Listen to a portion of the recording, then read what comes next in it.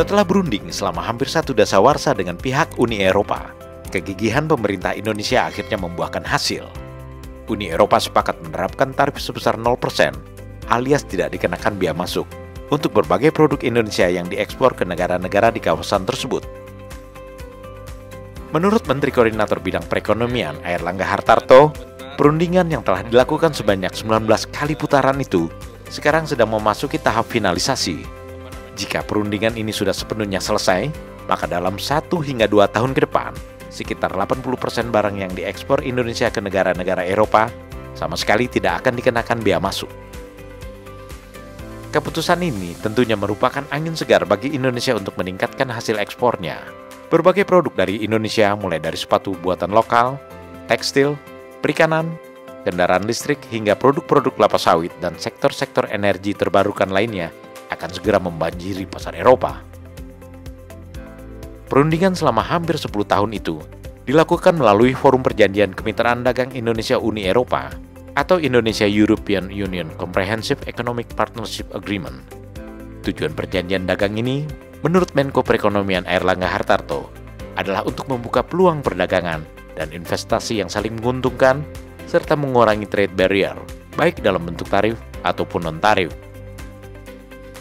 Dalam rangkaian perundingan itu, pihak Indonesia juga meminta agar fasilitas ekspor perikanan diberikan perlakuan yang setara tanpa dibeda-bedakan dengan negara-negara ASEAN lainnya, seperti Thailand dan Filipina.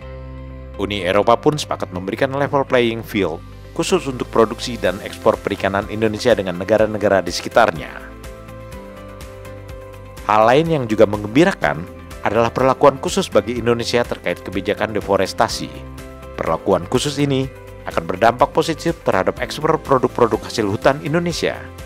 Di sisi lain, pihak Eropa menginginkan agar investasinya di Indonesia dapat berjalan lancar dan memperoleh fasilitas-fasilitas yang diperlukan. Airlangga Hartarto mengatakan, hasil perjanjian antara Indonesia dengan pihak Uni Eropa akan memperkuat posisi tawar Indonesia di kancah global. Hal ini menjadi momentum penting bagi Indonesia untuk meningkatkan daya saing.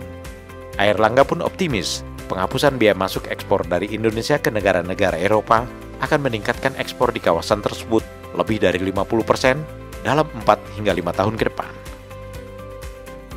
Perjanjian ini juga membuka peluang investasi strategis dari Eropa ke Indonesia, seiring meningkatnya kepercayaan Eropa terhadap sistem hukum dan kebijakan dalam negeri Indonesia.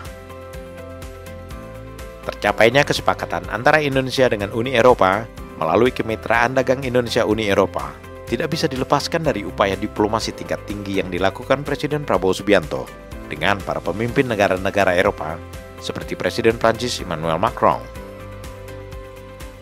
Saat Emmanuel Macron berkunjung ke Indonesia belum lama ini, Presiden Prabowo meminta dukungan Presiden Prancis untuk segera mempercepat perjanjian ekonomi Indonesia-Eropa. Presiden Macron pun memberikan komitmennya akan mendukung penuh penyelesaian perjanjian ekonomi yang dilakukan pihak Indonesia dengan pihak Uni Eropa melalui Indonesia-Europe Union Comprehensive Economic Partnership Agreement.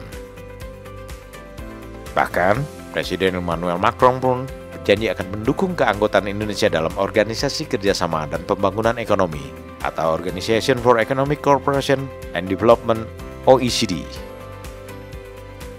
OECD merupakan organisasi internasional beranggotakan 38 negara yang berkomitmen pada demokrasi dan ekonomi pasar.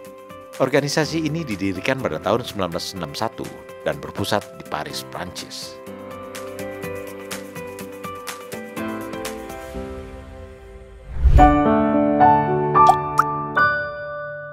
Men of our time.